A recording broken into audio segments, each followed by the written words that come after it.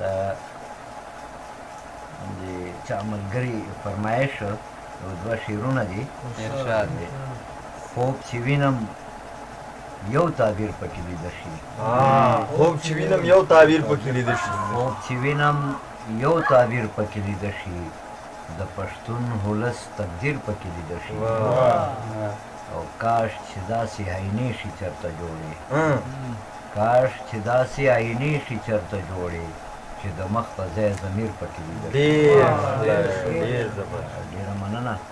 یو څو شعرونه دي. زه بې شناختم، زه بې شناخت ومه چې ومه له هندارې لرې، زه بې شناخت ومه چې ومه له هندارې لرې، ځکه خو پاتې شوم د مینې له خماره لرې. زه بې شناخت ومه چې ومه له هندارې لرې، ځکه خو پاتې شوم د مینې له خماره لرې.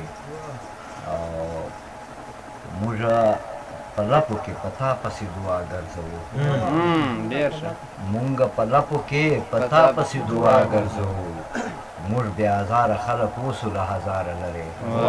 ډېره مننه. شوم بې باوره ستا د شونډو په لفظونو ځکه، شوم بې باوره ستا د شونډو په لفظونو ځکه چې وې ستا سترګې ګرانه یاره له انکاره لرې. ډېره مننه. او ملګرو هر څه پکې واخیستل د خپلې خوښې، ملګرو هر څه پکې واخیستل، ملګرو هر څه پکې واخیستل د خپلې خوښې، ما سودا ونه کړه چې ومه له بازاره لرې. ډېره مننه. او زه خپل دشمن ته بددعا د بېلتون نه کومه، زه خپل دشمن ته بددعا د بېلتون نه کومه، دا څه ژوندون مې چې تېرېږي بې د یاره لرې.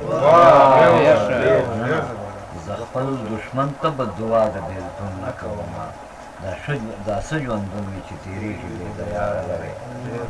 اوس د یوې غزلې مطلع. ارشاد.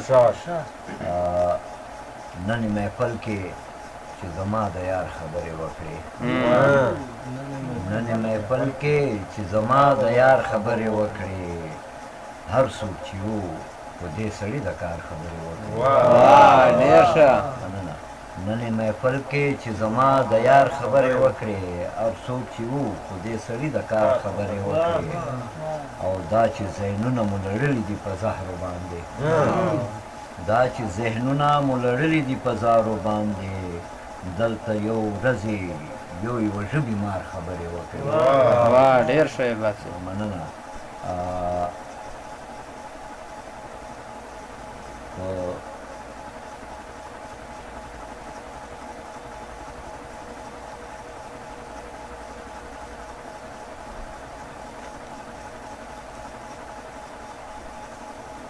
په لوی هنر مو د قلم نه هړوي توجه، په لوی هنر مو په لوی هنر مو د قلم نه هړوي توجه، زموږ په ننګ باندې نن یو هوښیار خبرې وکړې. ډېر ښه. په لوی هنر مو د قلم نه هړوي توجه، زموږ په ننګ باندې نن یو هوښیار خبرې وکړې.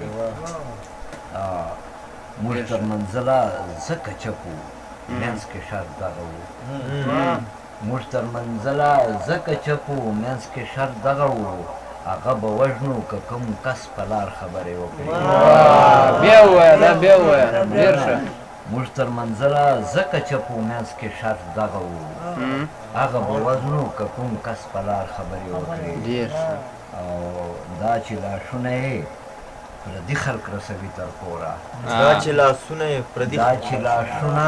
پردي خلک رسوي تر کوره، د کلي دی غریب ته چا د شار خبرې وکړې. او ستا د لفظونو په معنا جوړې خلک نه پوهېده، ستا د لفظونو په معنا جوړې خلک نه پوهېده، تا خو دې کلي ته بسیار بسیار خبرې وکړې. مکتې شعر ده. دا چې کورو کې مو له یارې ماشومان رپېږي، دا چې کورو کې مو له یارې ماشومان رپېږي، هیبته دا ورته بیا چا د ډار خبرې وکړې. ډېره مننه. ډېره شکریه. ډېر زبردست هیبت صاحب.